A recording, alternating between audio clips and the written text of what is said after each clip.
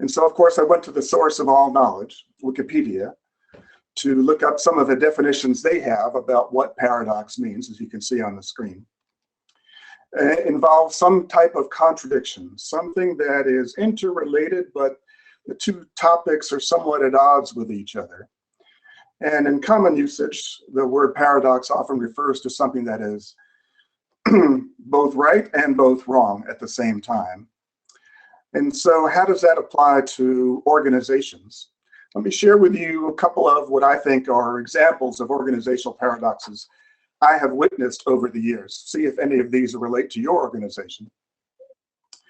First and foremost, public companies are assessed by analysts and others on two very important criteria: how well and how fast they're growing, and how predictable they are in assessing their earnings for the quarter.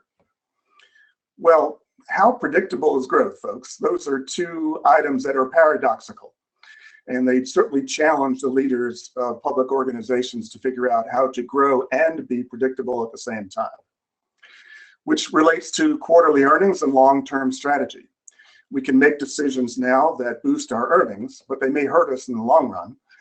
However, if we focused entirely on the long run and our future, we may not hit our quarterly earnings, which makes us unpredictable. So we're going to get dinged for that. We have to find a way to manage those two paradoxical comments. In the world of marketing and operations, there's clearly a paradox. I haven't met a salesperson yet who doesn't love every customer they bump into. And we'll bring back to the organization, hey, here's what the customer wants, here's what I told them we would do. Then the operations folks or the manufacturing people say, what, are you nuts? We can't make that, or that's not profitable for us to do. So there's tension between marketing and operations, of course. And then one we're running into a lot today, certainly with IT firms. How do you manage your quality of your product and hit the window of opportunity to get to market? And the engineers fight and struggle for the highest quality, and the marketing folks want it out. 80% decent is okay for now, as long as we can fix it on the fly and we'll do the updates. So there's tension between quality and speed to market. Companies are getting very heavy into process-driven approaches to maintain consistency and standardization, and yet you have to have some flexibility in order to adapt to situations as they arise. And then the one that I talk the most about in my own classes here at Goizueta, which are leadership classes, is that you're not either a manager or a leader. You're both a manager and a leader. And at times, those two things can be at odds with each other. You may need to be more manager than leader at one point when you're missing deadlines, not getting results. And there are times when you need to be a little more leader than manager, when you need to develop your talents and make sure that you're recruiting and retaining the best people. There's some tension between those two. And these are paradoxes that all of us face in the organizational world. So what does that mean for the leader? Well, I've done a few sessions where Tom Peters has spoken to organizations, and he's a little irascible. And he would say, deal with it. Yes, things are inconsistent. Yes, there are contradictions. We have to find a way to manage it. And that's more or less what we try to talk about here, both in our executive MBA and executive education programs, to help our clients understand the importance of paradox, which means that when you're rolling out a new strategy, it immediately begins to decay. You have to be aware that while you're executing on the new strategy, which you really have to do well, you also have to be developing the next strategy, because the competition will be copying what you do, and it'll be time for you to do something slightly different, because the goal of strategy is differentiation. A friend of mine is a strategy professor at Dartmouth Tuck School of Business, Vijay Govindarajan, and to make it easy for us Anglos, he says, call him VG. So I'll refer to him as VG. And VG is one of the most known business gurus these days. Look up some of his writings on innovation. I think you'll find them very interesting. And the reason I know that he's cited as a guru is because anytime some media lists him on their top list of gurus, he sends me a clipping. So I have a little file of VG clippings. And he has a simple, but I think a profound model of looking at what we just talked about. And he calls it box 1, box 2, and box 3 thinking. And box 1 is operations, execution, managing the present. And we need to do that as effectively as possible. And it clearly is a distinguishing characteristic among firms in the same industry. Those who execute at the highest level win over the long term. VG would say that boxes 2 and 3 are strategy. In fact, sometimes box 2 is the more onerous one. Letting go of things that have helped you get where you are today is sometimes more difficult than coming up with new ideas. But the two of them together make strategy. Now, what does that have to do with paradox? Well, hang on, I'll try to show you. As VG looks at what box 1 and boxes 2 and 3 are like, he tries to drill it down into sets of behaviors and things that one has to do to be effective in both of those boxes. If you notice, looking at boxes 1, boxes 2 and 3, reading across the screen, you see contradictions, opposites, benchmarking best practices, creating next practices. Well, clearly we should benchmark best practices. We learn what somebody else is doing better today than we're doing it. Let's find out what they're doing. We'll adapt it to our situation. It'll improve our performance today. Good idea. But the goal of strategy, remember, is to be different. So if you're copying your competitors, how are you differentiating yourself? That's why VG says you also have to create next practices, doing things that nobody else does to continue to be different from your competitors. And as you work your way down that list, you'll notice that most of these are at odds with each other. Centralized resource allocation is classic. The senior team is going to be making the decisions about how do we allocate the resources, human capital, financial capital that we have in order to meet our needs for the coming year. You can't do everything you want to do. And they're the ones who have to make those tough decisions. Well, how does that kind of connote with innovation? Because what happens in a centralized resource allocation process is I'm developing my budget for the year, I'm going to present it to the senior team, and I'm going to put in some innovations, some new ideas. And that's going to be the first thing they're going to cut, because they're going to say, you know what, Peter, it's a great idea.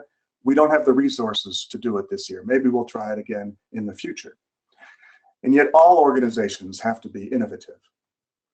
So what VG is arguing is that in addition to the centralized resource allocation that you need to be efficient in managing the present, we also need to be funding and feeding some of our new ideas. And he considers it decentralized resource allocation. Set up a venture capital fund, an R&D budget in the organization, using different metrics, perhaps with different people making those decisions. The reason I'm bringing this up for paradox is if you look at these box 1, boxes 2 and 3, if you're a black and white thinker, this does not compute. We either do one or the other, but how do I figure out how to do both? And I've often heard from organizations that, you know, the senior team is too tactical, too operational, or they're not strategic enough, or these guys are too visionary, they're way in the clouds, they need to get down into the operational world. What I think we're referring to most of the time is that it's hard to be in both spaces simultaneously. That there's a real interest, if you will, in focusing on one side or the other. And the need to kind of do both requires a different way of thinking. Leadership is a cognitive process, a behavioral process, emotional, relational.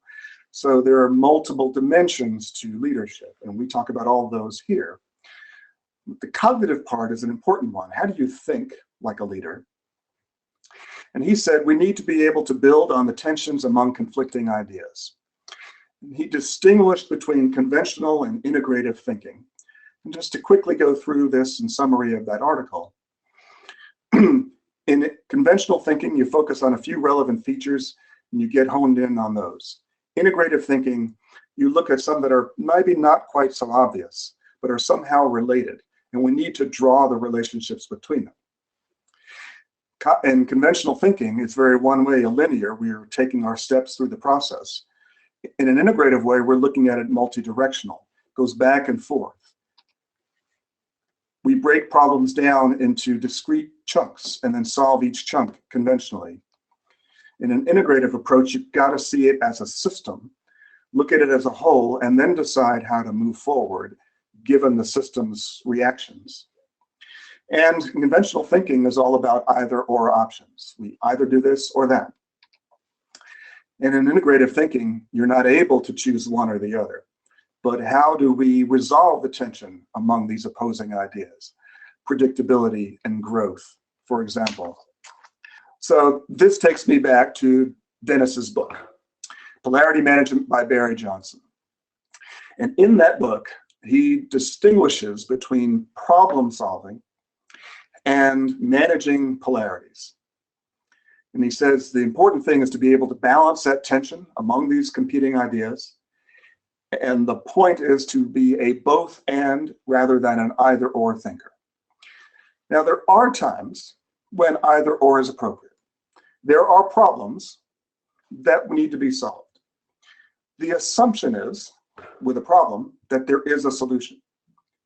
There's an endpoint. And we do the best we can to analyze that problem, come up with our alternatives, and choose the best option. Hiring decisions, for example, classic either or. It's a problem to be solved. Whether you build or buy, kind of as you're growing a growth strategy for your business, you would want an either or option. But Johnson was implying, there are many things we have to deal with as leaders that have no endpoint. There's not a solution. And it's a matter of managing both of them and trying to think about how to do both of them. He gives the example of stability and change. We'll talk more about that in a minute. So here's a classic polarity that any organization of any size faces. I think you've heard the expression, think global, act local. We could change the words, decentralized, centralized. Large companies are not either decentralized or centralized. They're both decentralized and centralized. There's a headquarters and there's the field. There's an interdependence. The more centralized we operate, the less decentralized, and vice versa. There is tension between those two. Headquarters wonders why the field won't listen to what they're told to do, and the field wonders why headquarters doesn't have a clue what happens in the field. We'll never solve that problem. That tension always exists. So if we map it out as a polarity, and I've filled in some of the words here, you think about what are the benefits of being a highly decentralized, a highly local organization. You can move fast, you're more flexible. It feels great in the field. You have power, decision-making responsibility. You're close to the customer. You can focus on what they need. What's the benefit of being more centralized or global? Well, you take benefit of the interdependencies among your units. You can integrate better across the disciplines. You take advantage of economies of scale. You have more consistency and more standardization. You have more shared learning in the organization. Both of those are good things. However, how do we manage the balance between them? Because an overly decentralized organization can be wasting an awful lot of resources, and an overly centralized organization becomes bureaucratic and slow.